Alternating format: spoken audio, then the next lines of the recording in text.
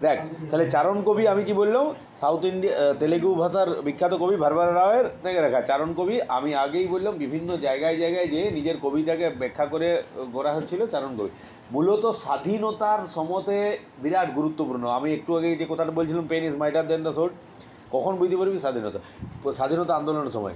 তুই নজরুলের নজরুলকে তুই স্বাধীনতা সংগ্রামী হিসেবে কবি, অথচ স্বাধীনতা সংগ্রামী, কখন তুই এত এফেক্টিভলি বলতে পারবি? নজরুলের যত কবিতা বেরোতো তার 50% কবিতা ইংরেজ সরকার ব্যান করে দিত। আচ্ছা, তাদের যদি কোনো আতে ঘা লাগে তাহলে কেন ব্যান করবে?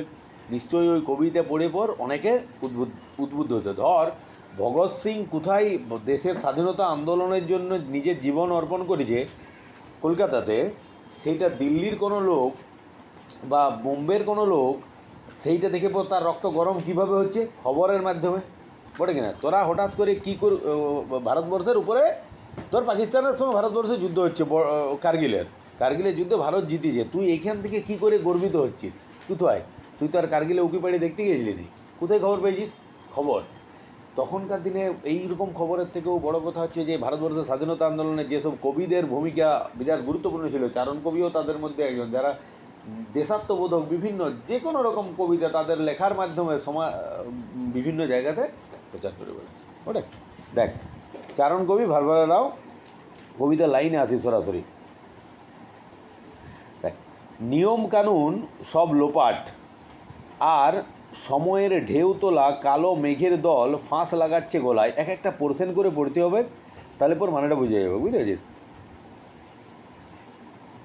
আর একটা জিনিস ছোট্ট বলে দিই, তোদের আফ্রিকা কবিতা মনে আছে তো?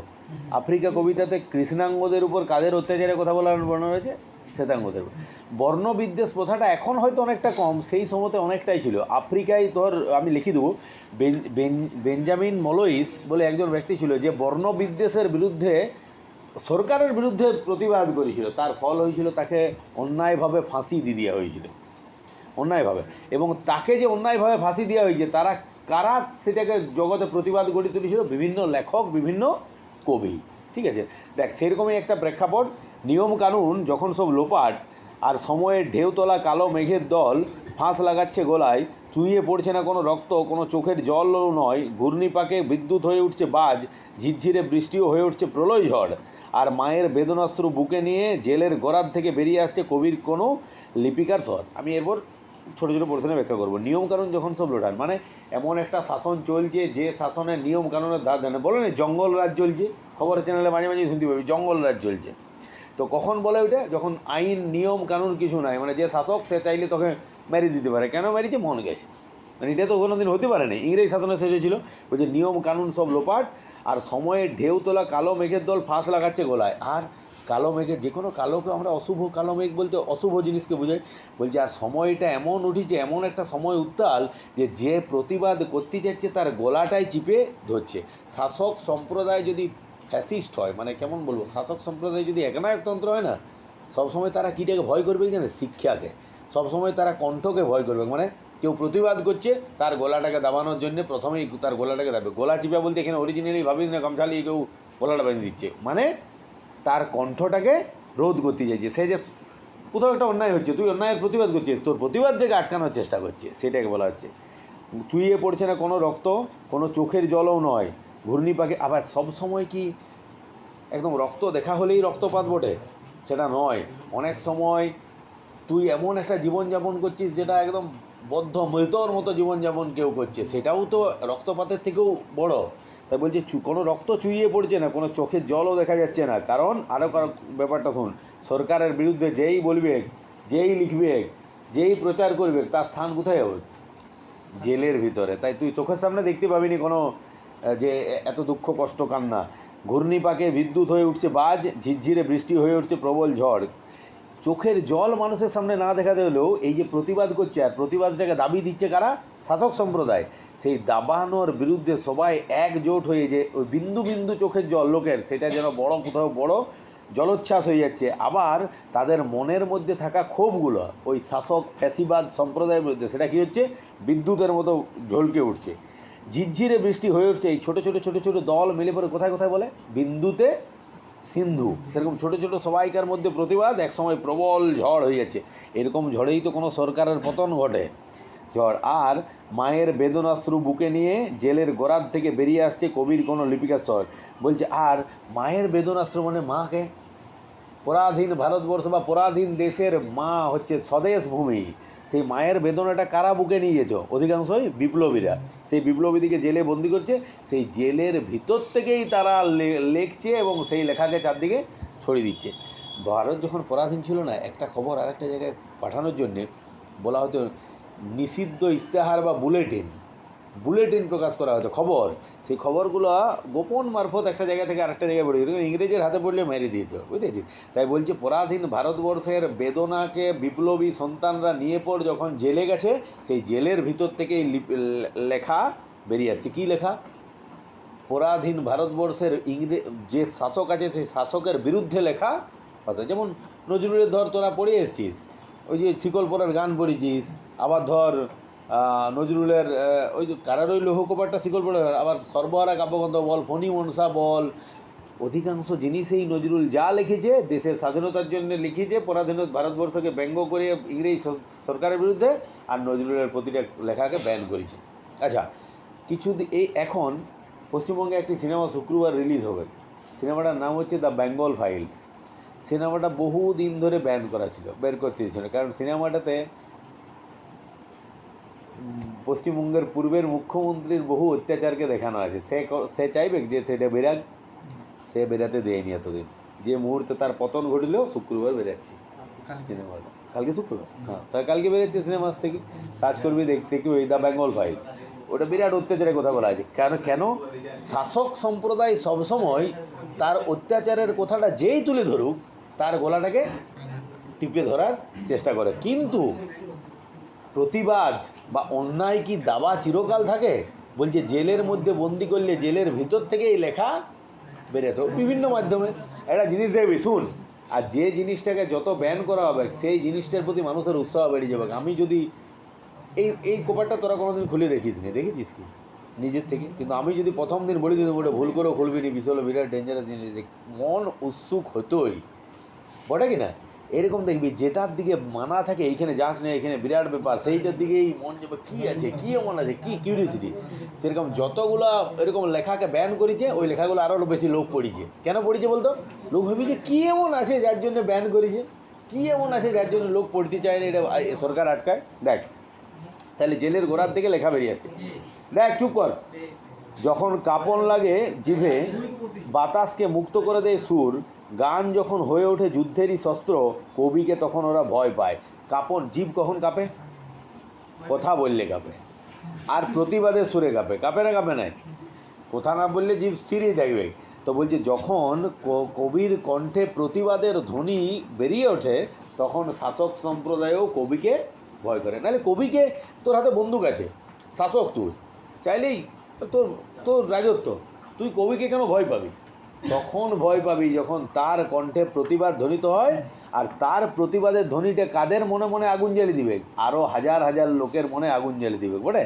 ওই সেই সময়কার ধর বন্দে মাতরম গানটা রবীন্দ্রনাথ ঠাকুরের এই বঙ্কিমচন্দ্র চট্টোপাধ্যায়ের আনন্দমঠ উপন্যাসে বন্দে মাতরম গান বিপ্লবীদেরকে, আচ্ছা, নেতাজি সুভাষচন্দ্র বোস সবাইকে চিৎকার করে বলছে, লাইনটা মনে হয় ইতিহাস ছোটোর থেকে তোরা জানিস, মানে সে তোমরা আমাকে রক্ত দাও, আমি তোমাকে স্বাধীনতা দেবো।